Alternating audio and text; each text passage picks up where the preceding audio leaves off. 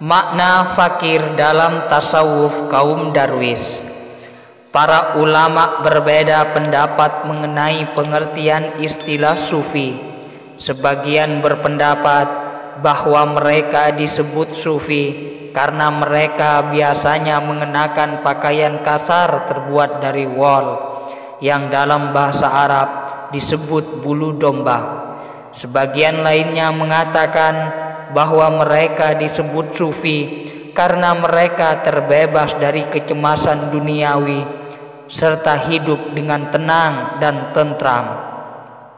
Ada pula yang berpandangan bahwa mereka disebut sufi karena hati mereka telah suci dari segala sesuatu selain Allah, dan kelompok terakhir mengatakan bahwa mereka disebut sufi karena dekat kepada Allah dan akan berada di barisan pertama di hadapan Allah pada hari kiamat. Berkaitan dengan perjalanan manusia dalam kehidupannya di dunia dan akhirat, dikenal ada 4 alam. Pertama, alam materi yang meliputi tanah, air, api, dan angin. Kedua, alam ruh yang terdiri atas para malaikat, jin, mimpi, dan kematian, termasuk juga di dalamnya balasan dari Allah berupa 8 surga dan 7 neraka. Ketiga, alam tinggi yang meliputi nama-nama indah dari sifat-sifat Allah dan Lauhul Mahfuz yang menghimpun semua ketetapan Allah. Keempat, alam zat Allah. Alam yang keempat ini tak dapat dilukiskan karena di sana tak ada kata, nama, sifat ataupun keserupaan, hanya Allah yang mengetahuinya. Juga ada 4 jenis ilmu. Pertama, ilmu tentang ajaran-ajaran Allah yang berkaitan dengan aspek-aspek lahir kehidupan duniawi. Kedua, ilmu tasawuf, ilmu batin yang menyangkut sebab akibat.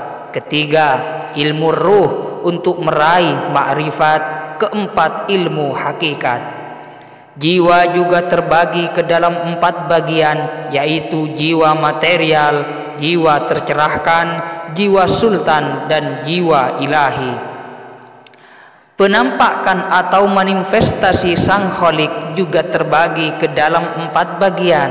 Pertama, manifestasi dalam bentuk rupa dan warna yang terlihat dalam segala bentuk ciptaan Allah. Kedua, manifestasi yang terdapat dalam perbuatan dan berbagai peristiwa yang terjadi di dunia.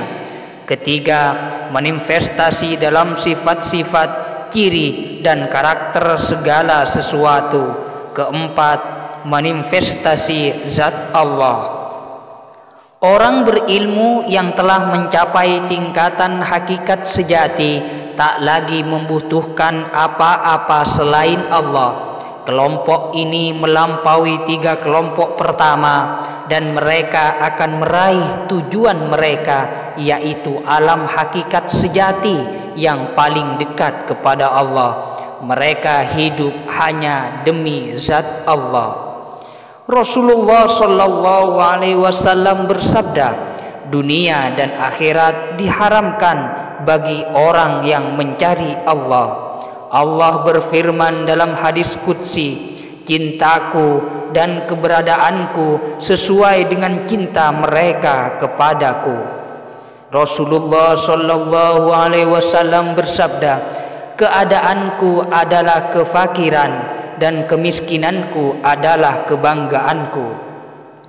Kebutuhan dan cinta kepada Allah menjadi dasar pencarian para sufi sejati. Kemiskinan yang menjadi kebanggaan Rasulullah bukanlah kemiskinan harta duniawi, melainkan keengganan terhadap segala sesuatu selain Allah. Kemiskinan yang dimaksud adalah meninggalkan semua harta, bukan hanya harta duniawi, melainkan juga harta yang telah dijanjikan di akhirat. Keadaan rohani inilah yang mengantarkan manusia pada makam fana, ketiadaan dalam zat Allah, orang yang telah mencapai maqam ini kosong dari segala kebutuhan dan hatinya kosong dari segala sesuatu selain Allah. Hati seperti ini yang dimaksud dalam firman Allah, bumi dan langit tak dapat menampungku, hanya hati hambaku yang beriman yang dapat menampungku. Allah berfirman dalam hadis qudsi, aku merasakan kerinduan hambaku yang beriman, saleh dan ikhlas kepadaku, dan Allah pun merindukan mereka. Penampilan para kekasih Allah ini berbeda dengan manusia lainnya, begitupun perbuatan mereka. Pada mulanya ketika masih menjadi murid dan baru menapaki jalan tarekat, amal baik dan amal buruk mereka masih seimbang. Semakin mereka maju menapaki jalan ruhani, kebaikan mereka meningkat pesat. Kebaikan yang muncul melalui diri mereka bukan hanya karena mereka mengikuti ajaran dan agama Allah, melainkan karena dalam perbuatan mereka terdapat keindahan dan kemilau cahaya makna. Mereka seakan-akan mengenakan pakaian cahaya bernama yang kemilaunya memancar sesuai dengan tingkatan ruhani mereka.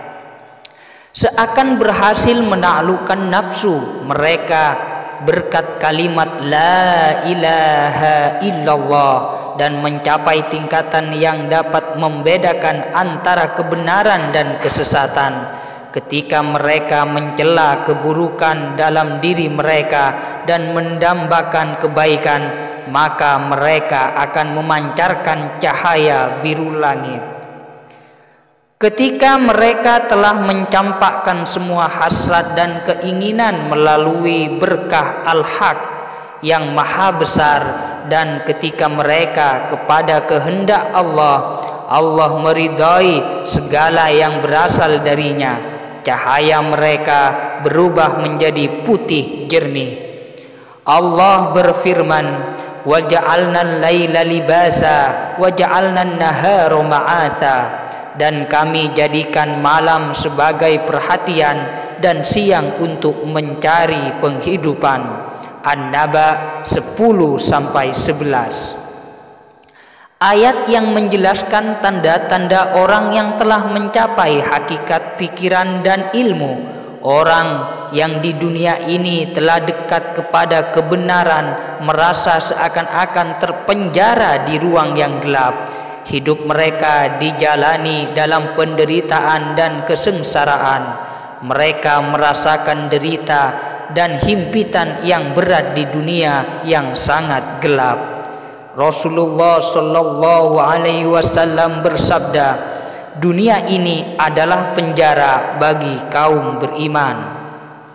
Berdasarkan hadis ini bisa kita urutkan bahwa kelompok pertama yang merasakan beratnya penderitaan adalah para nabi, kemudian orang yang paling dekat kepada Allah, dan kelompok berikutnya adalah orang-orang yang sedang berusaha mendekatkan diri kepada Allah. Tingkatan penderitaan mereka sesuai dengan kesungguhan mereka menapaki jalan menuju Allah. Semakin jauh langkah mereka, semakin berat penderitaannya. Seandainya menyadari bahwa mereka telah kehilangan semua berkah akhirat dan kehidupan yang kekal, mereka tentu akan mengenakan pakaian duka cita. Rasulullah Shallallahu Alaihi Wasallam bersabda, orang yang baik selalu dihadang bahaya besar. Rasulullah Shallallahu Alaihi Wasallam bersabda, kemiskinan adalah wajah hitam di dunia dan di akhirat. Maksudnya, orang yang sengaja memilih kemiskinan duniawi seakan-akan telah menghilang bagi dunia ini, karena ia tidak memantulkan warna duniawi apapun dan hanya menyerap cahaya hakikat ilahi. Warna gelap wajahnya laksana titik indah yang semakin lama semakin indah. Orang yang mulai melihat hakikat tak lagi butuh melihat yang lain. Mereka tidak lagi merindukan segala sesuatu yang lain. Baginya Allah menjadi satu-satunya kekasih, satu-satunya yang ada.